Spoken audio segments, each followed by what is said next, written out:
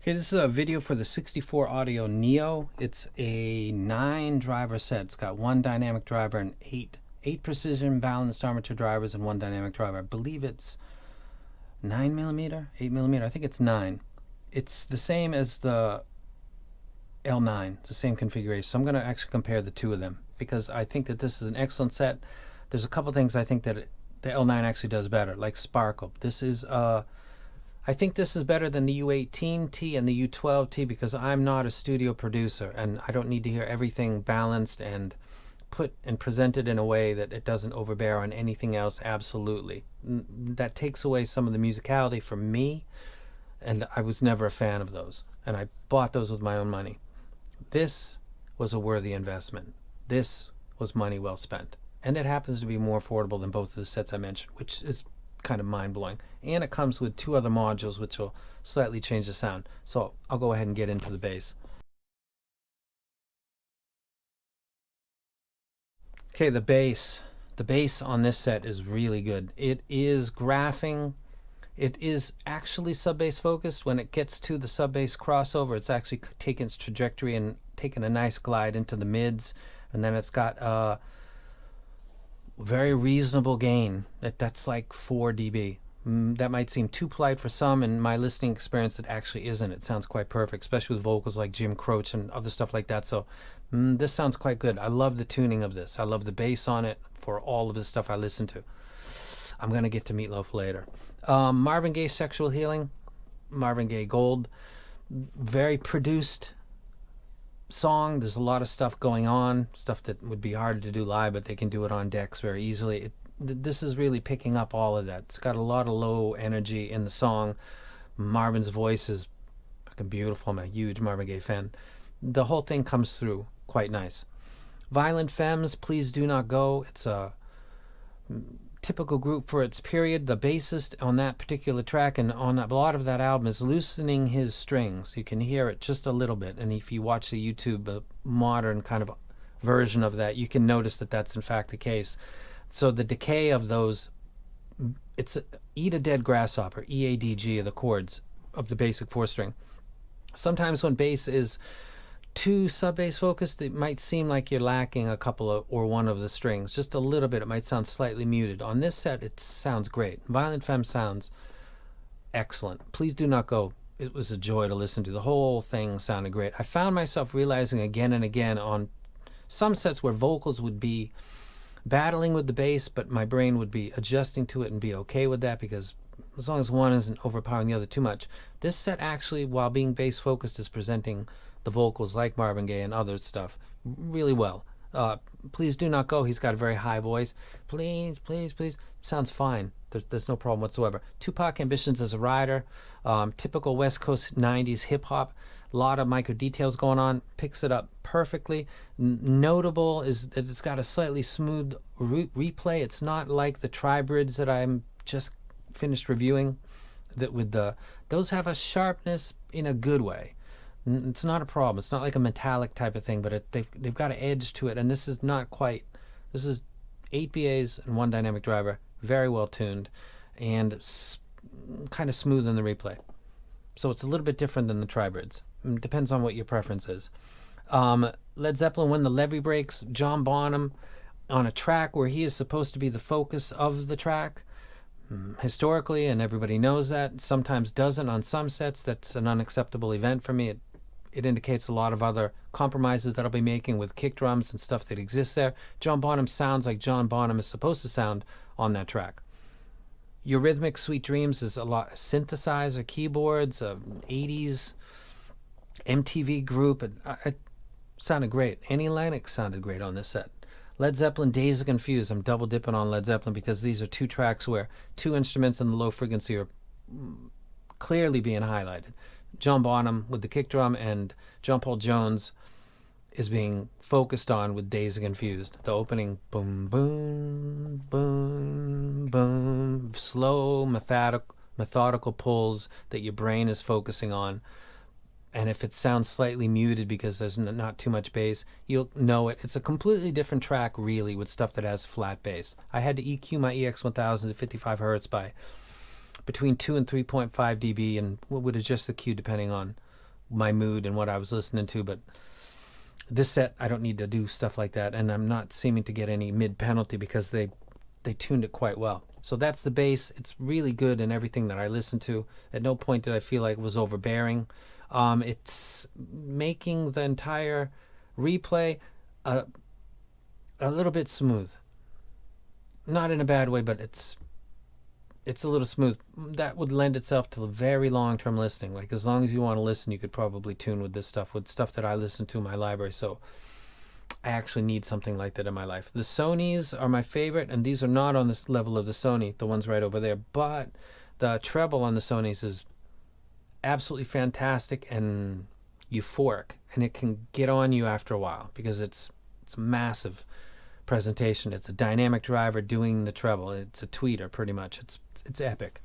It's zirconium. I don't know what the material that they're putting that in, but Sony's Sony. When Sony does good stuff, it's king stuff.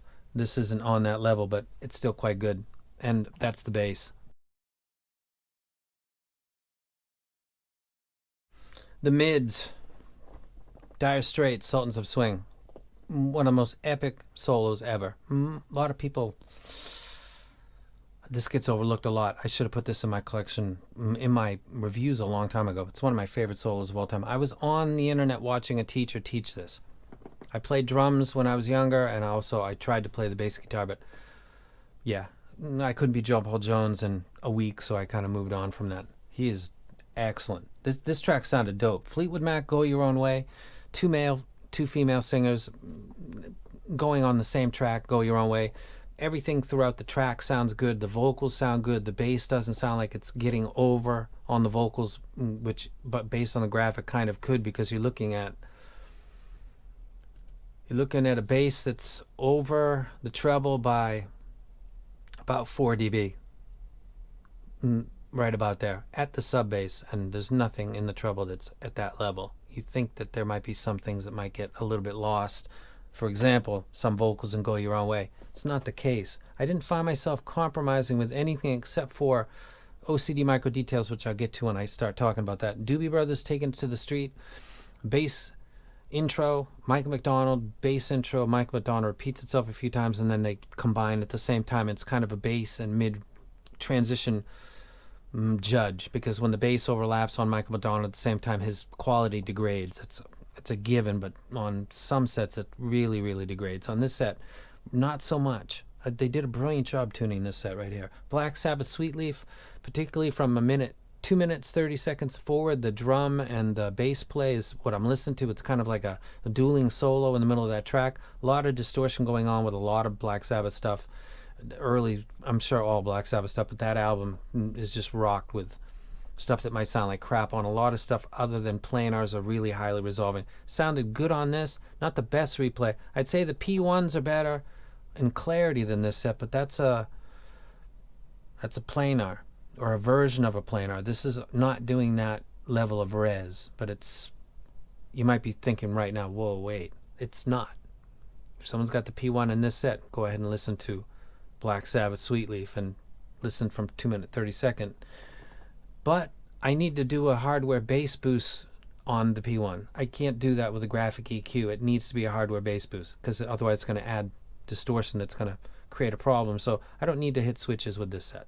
This set sounds nice as it is, and they're jamming, and that jam is just about done. Let's go ahead and finish while he's not using a pick either. He's using his thumb and fingers. Some guy was teaching this solo, and the people in the comment section were jumping on him because he was using a pick. YouTube. Jim Croce, actually Meatloaf, Paradise by the Dashboard Light. This is a male and female singer with great vocal range, and it's like a Broadway production. It's off of this album right here, Bad Idaho. This is such a classic. My mother had this. It's fantastic. It's really lively. Again, it's like a Broadway show. There's piano, there's all kinds of stuff going on. This sounded great playing that. The keys on the piano didn't sound like they were too loud like they sometimes do. The smoothness, where the U12T and the U18T are, in my mind, definitely aimed for people that are Producers. I mean, if I was producing something, I'd use the U12T because I wouldn't be confused by an overemphasis in the bass because it doesn't exist, and I wouldn't be making bad judgments because I was hearing treble that was too emphasized, and I'm compensating other stuff against that without realizing it. Like, that's how good the U12T is for that. For listening to music, no, not for me. This set, yes. I like it better than Tia Trio, and that set costs double this. This set's a trip. I bought this with my own money because when it came out and they announced the price, I thought, that's, no, that doesn't make sense. And if I don't like it, I can sell it in Japan easy because Japan loves 64. I think I'm keeping it. It's very, very good. And Jim Croce Operator, a guy on a stool playing an acoustic guitar, singing into a mic.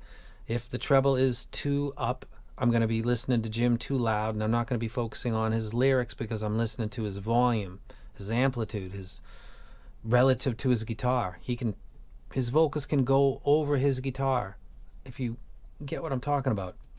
Fundamentals for male and female vocals cross over to harmonics or overtones at about 1.5K, and when that's too emphasized, both the guitar and the lead singer are kind of battling one another because there's fundamental and harmonic crossovers for acoustic guitar and for male and female singers is not that different, so they can kind of get in the way of one another. It actually sounded really good. This is one of the better, more enjoyable replays of Jim Croce. I've gotten so used to him being kind of loud. It's been a while since I've heard it played at this level. This is really good. And that is the mids. They are really good. They graph well. They sound good.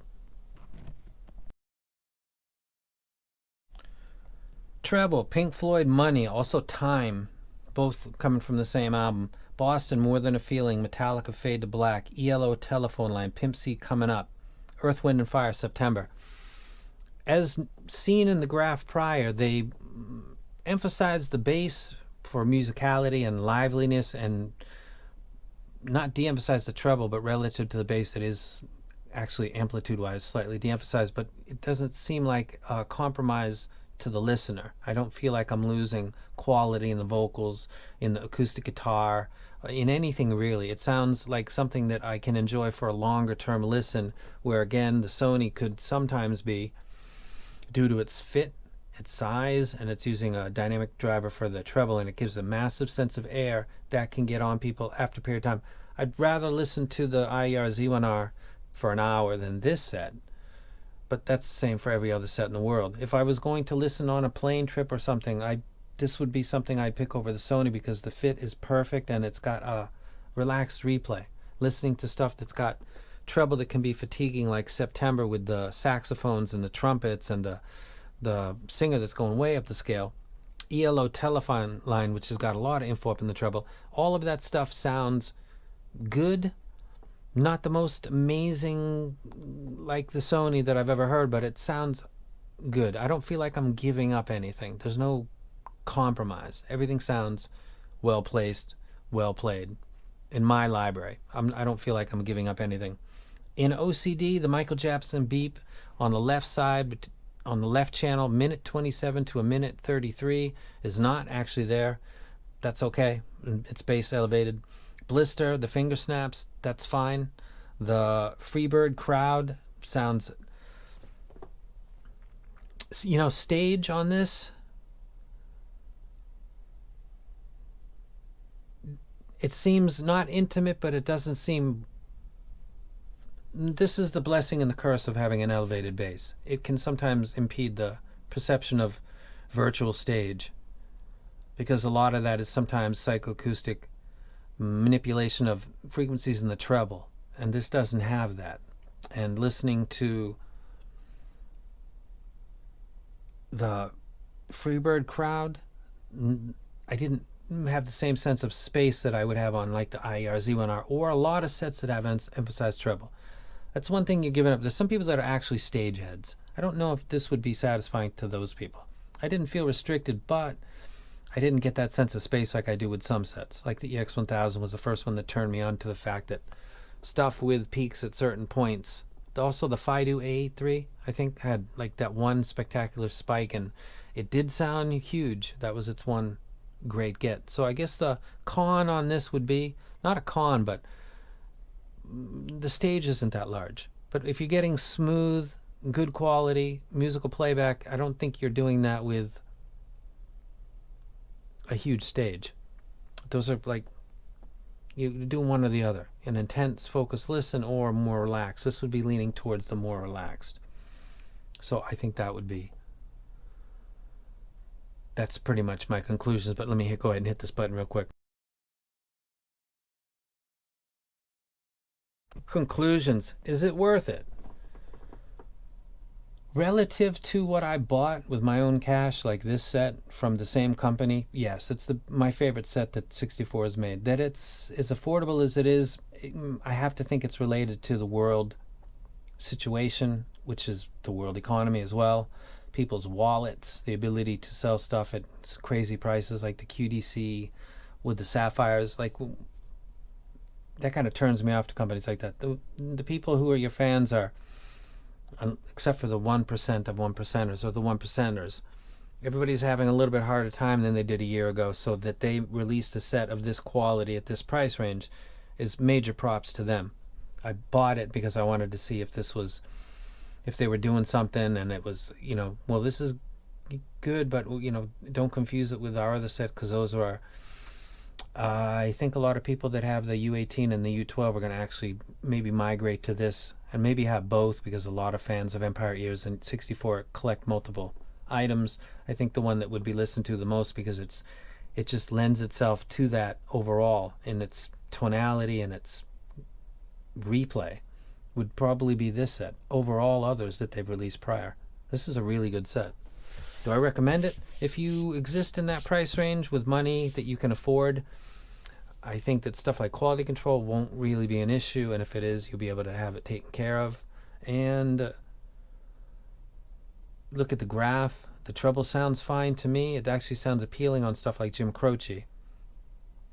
I'm going to keep it. So that's kind of the wreck, you know what I mean? The stuff that comes and goes, this is going to stay. Is it going to go over on that speaker and be the other Titan that the Legend X was? I haven't decided yet. I want to get the Legend X Odin. That might be something to battle with this, and then let the King take that throne over there on the left side. Until that day comes, though, this is a really good set. If you get a chance, try it out. Chi-Fi is coming up in the next video. Nothing's changed about that. That's my bread and butter.